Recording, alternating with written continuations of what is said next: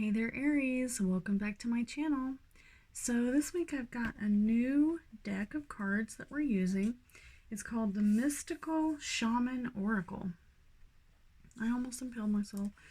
Okay, so let's take a look. So this particular card that we've chose for you today is called the Spirol. And I absolutely love this book. It's so easy to find whatever card it is you're looking for. And it's right, the numbers are right there, and it's really easy to find. So the spiral is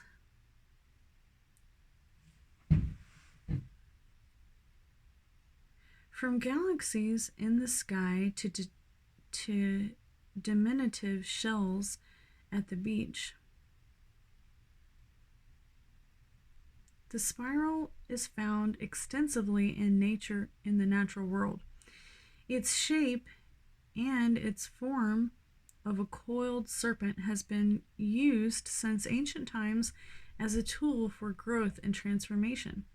The spiral is the guide for entering deep into one's consciousness and the unknown and the extending far out unto the heavens. It is crucial to surrender to the journey until the exhausted paradigm dissolves into the depths of the psyche, and its energy is released to give birth into a new reality. To renew yourself, you must shed your old skin. You have already done this, so do not keep scraping away at the old, but welcome the soft new skin that is starting to grow. Break the habit of working on your faults all the time and let nature take its course. Know that your new skin feels vulnerable and scary at times. Trust the medicine of the spiral as it guides your journey to renewal.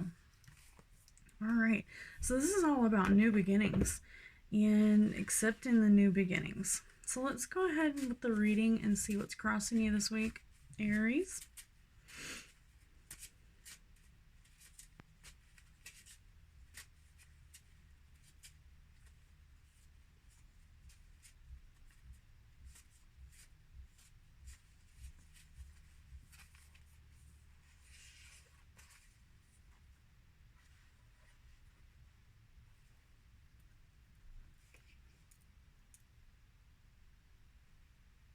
Okay, so according to Carl Jung, the archetype shadow is the unknown dark side of the personality.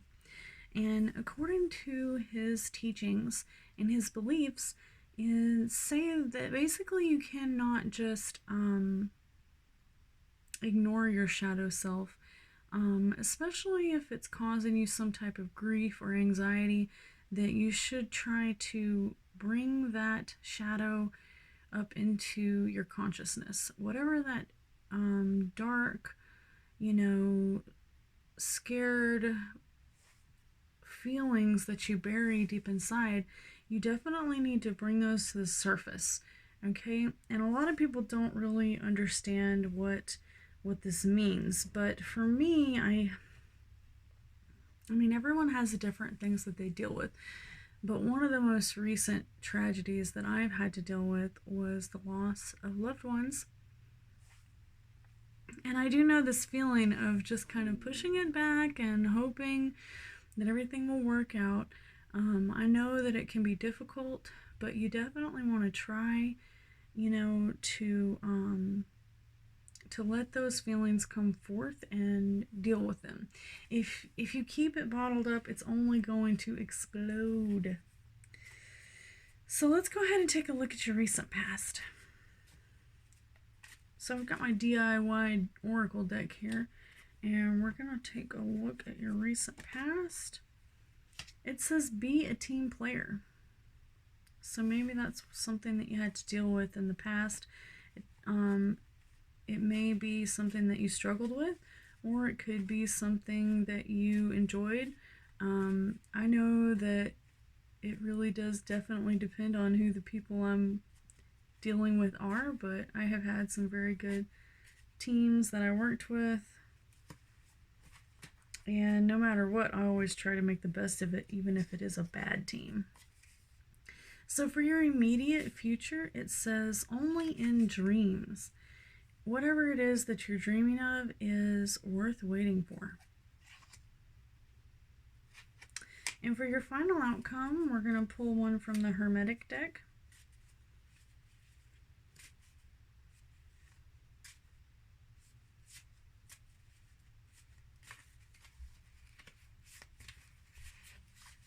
All right, so the final outcome is the principle of mentalism.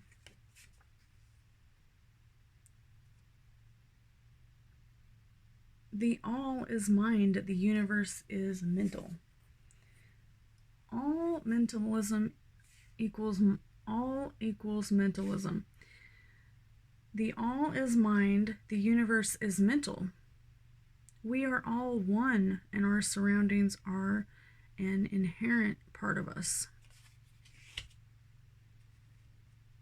All right, so mentalism is basically whenever you use what some people might consider your sixth sense, or basically it just has to do with a lot to do with reading people's gestures, the way that they talk, the way that they, have little tics, and paying attention to what they're saying, and that can guide you as to, what you should do and how you should react.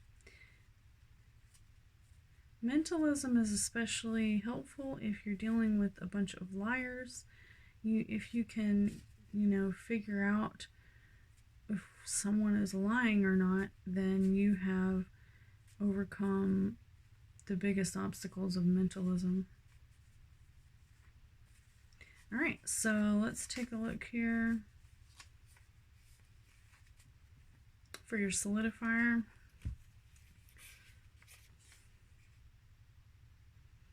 All right, so you've got the 8 of Swords, and basically this is a horrible card. This means that you're having a really hard time moving. This is you. There's the mud that you're stuck in, and not only are you all wrapped up so you can't even run away, but they also, you have a blindfold on. All right, so the worst part about this card is it's kind of self-induced. So you may even be holding yourself back. Okay, so make sure that that you're not confining yourself into small-minded spaces or ignorance, isolation, or self-limiting ideals. Security, powerlessness, protection is what you need to be working for. Goals, maybe feeling out of reach. Imprisonment, emotionally stuck in the mud, a lack of clarity. All right, so that right there shows that, this is exactly why you might need to move towards the spiral. And because even if you are stuck, you don't know what you want to do.